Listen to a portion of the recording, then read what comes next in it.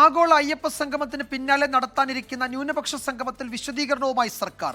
വികസനം ചർച്ച ചെയ്യാൻ വിവിധ വകുപ്പുകൾ സംഘടിപ്പിക്കുന്ന സെമിനാറിനെ തെറ്റായി ചിത്രീകരിക്കുകയാണ് എന്നാണ് വിശദീകരണം. സർക്കാർ പരിഹാസപാത്രമാവുകയാണെന്ന് പ്രതിപക്ഷ നേതാവ് വി ഡി സതീശൻ വിമർശിച്ചു. വോട്ട് ലക്ഷ്യമിട്ടുള്ള പരിപാടിയാണ് എന്ന് BJP നേതാവ് PK കൃഷ്ണദാസിന്റെ ആരോപണം. അയ്യപ്പ സംഗമം പോലെ ന്യൂനപക്ഷ സംഗമവും സർക്കാർ സംഘടിപ്പിക്കാൻ ഒരുങ്ങുന്നുവെന്ന വാർത്തകൾ പ്രചരിച്ചതിന് പിന്നാലെയാണ് സർക്കാരിന്റെ വിശദീകരണം. ന്യൂനപക്ഷ സംഗമമല്ല നടത്തുന്നതെന്നും വിവിധ വകുപ്പുകളുടെ സെമിനാറാണെന്നും സർക്കാർ വിശദീകരിക്കുന്നു. 2031 കേരളം എങ്ങനെയായിരിക്കണം, വികസനത്തിന്റെ പ്രധാന മേഖലകളിൽ എന്തെല്ലാം മാറ്റങ്ങൾ ഉണ്ടാകണം എന്നീ കാര്യങ്ങൾ ചർച്ച ചെയ്യുന്നതിന് വേണ്ടിയാണ് സെമിനാർ. ഒക്ടോബർ 1 മുതൽ 30 വരെയുള്ള തീയതികളിൽ എല്ലാ വകുപ്പുകളുടെയും സെമിനാർ വിവിധ ജില്ലകളിൽ നടക്കും.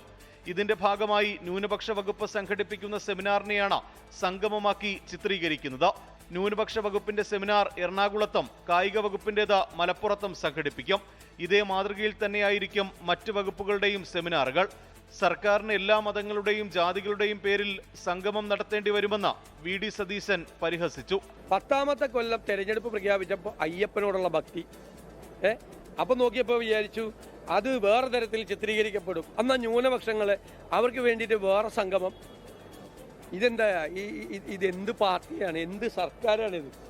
വോട്ട് ലക്ഷ്യമിട്ടാണ് പരിപാടിയെന്ന് BJP ആരോപിച്ചു. ഭരണ തുടർച്ച അസാധ്യമാണ് എന്ന് ബോധ്യപ്പെട്ട് കഴിഞ്ഞിരിക്കുന്നു.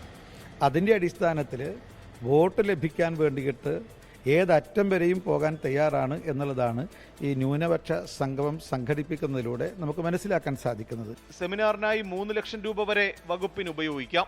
സെമിനാറിന് ശേഷം സമഗ്രമായ റിപ്പോർട്ട് സർക്കാരിന് സമർപ്പിക്കണം.